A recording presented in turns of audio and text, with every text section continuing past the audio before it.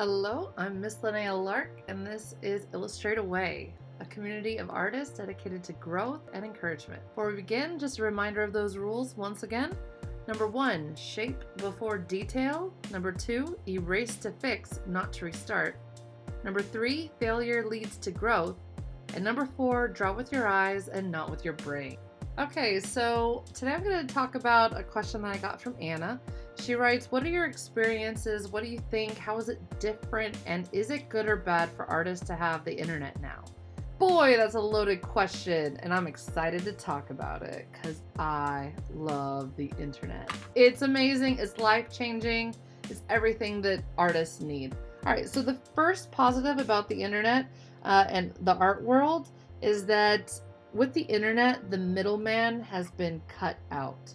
So back in the day, art museums were really for the wealthy, and even just for men. You know, the artists who were displayed in those museums were predominantly, if not all, men, like way back in the day. But with the internet, every single person, whether they're a man, a woman, whatever their race is, everyone can get access to the internet, and everyone can upload their own portfolio. You can get on social media. You can make your presence known. You don't have to go through a gallery or a museum or some elitist, system that used to be in place and is still honestly in place, especially in the fine art world. It is kind of a monopoly that's very controlled. Even, and a lot of it goes back to money. Who's going to be famous and whose paintings are going to be worth the most, and who owns those paintings and who wants to make those paintings that they own worth the most.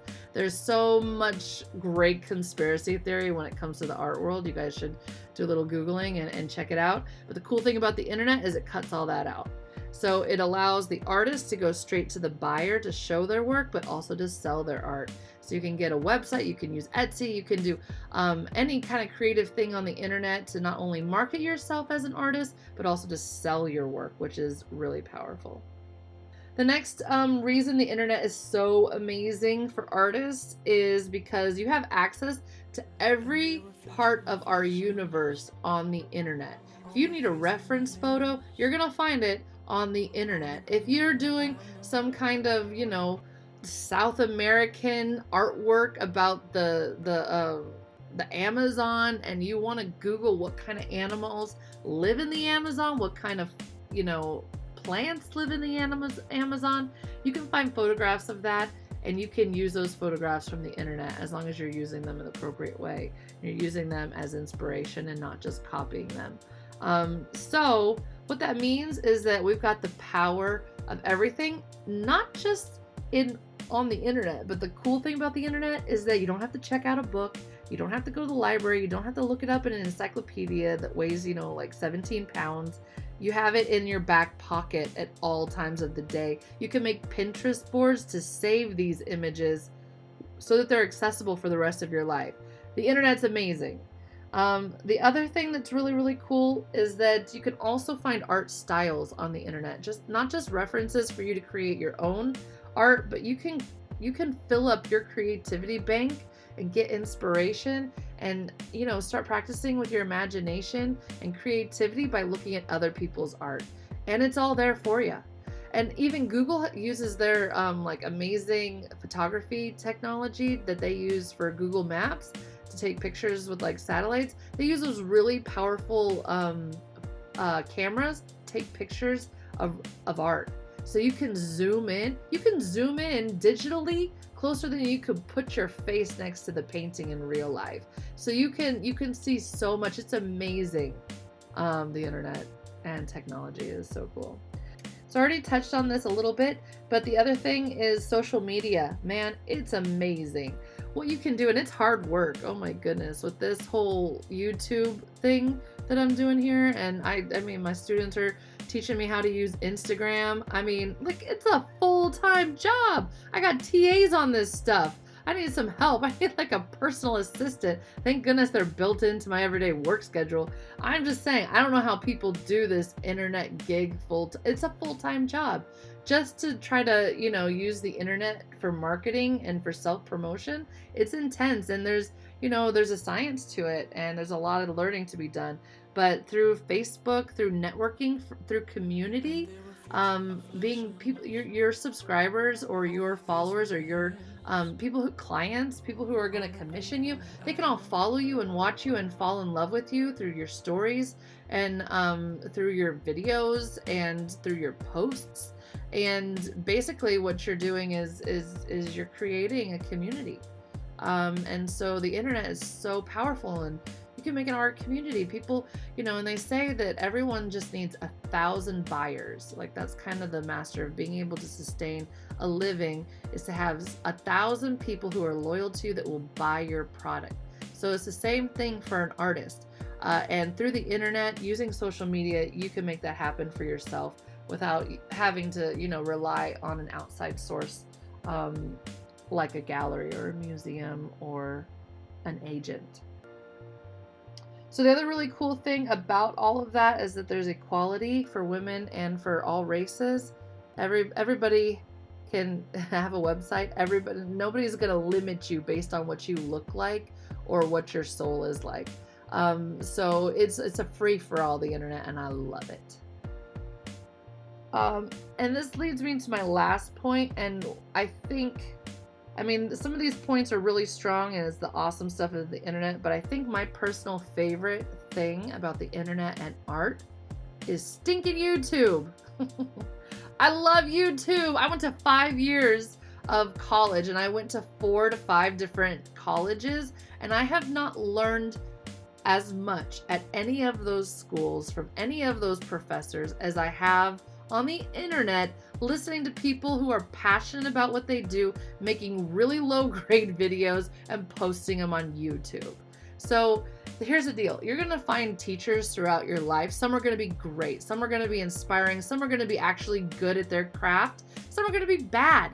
It doesn't matter. Whatever kind of a teacher you come into contact with, whether they're good or they're bad, or you love them or you hate them, you can grow and learn from them. So whether you're watching a video online of someone who's really got great production, who really knows what they're doing, or you're watching someone that's kind of ragtag, in their basement, kind of putting something together with bad lighting, if you watch and if it's not too horrible, you can learn from that person. And having the most teachers is to your benefit. If you're only learning how to make art from one person, then you're cutting yourself off from so much potential. The more teachers that you have, the more places you go for reference, for research, for instruction, the better and more agile you're gonna be in your craft. I really believe that. And honestly, even if you've got the best teacher in the world, if you've got an amazing teacher, they're never going to live up to a video. Think about it. In real life, if you're sitting in front of a teacher that's amazing, that's inspiring, that does such great things, who knows their craft and is good at their craft and has great communication, you can only live through it one time. And I hope your memory is great. That's all you've got, is that one time. That's it. The beauty of video is that you can pause it, you can rewind it, you can rewatch it as much as you want.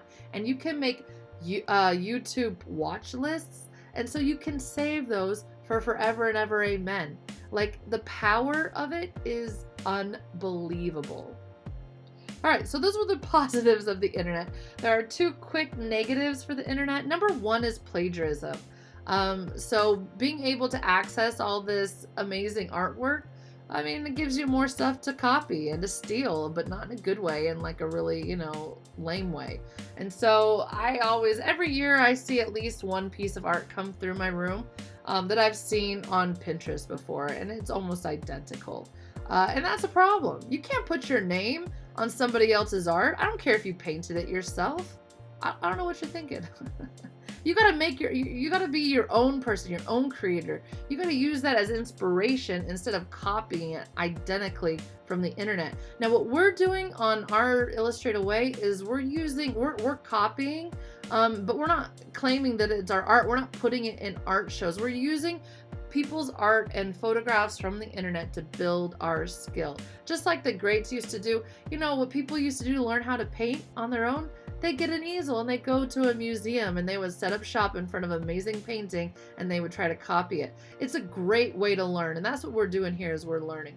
But you should never, ever, ever try to pass off something that you copied from the internet, whether it's the composition or the overall painting style or whatever it is that you're doing, and call it your own. That's illegal and not cool.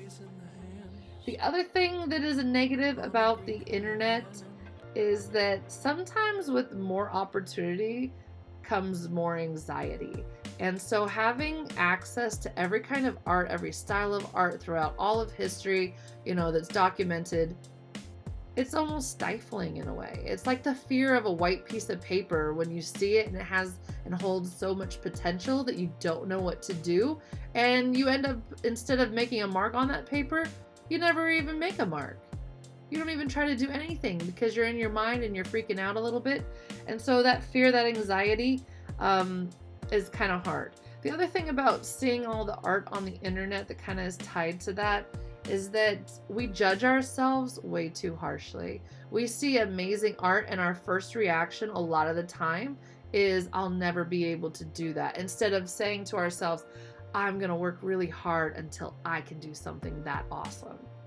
And so it's a laziness thing, it's a self-doubt thing, it's an anxiety thing, but it's all learned behavior. So what you got to do is you got to train your mind to be positive. You got to train your mind that when you see something that seems unattainable to you, you're not going to be able to stop yourself from having doubts. But when you have those doubts, you have to have a conversation with yourself and put the joy and put the hope back into your mind. I could get there. If I work really hard, I could do something that cool. You know what I'm saying? So I'm going to put a link down below to an amazing video, and it's actually a recording of Ira Glass, who is a well-known author, talking about his journey and how he wasn't as good as he wanted to be from the beginning, and how you just have to go through years of trial and practice before you get good at any kind of a craft.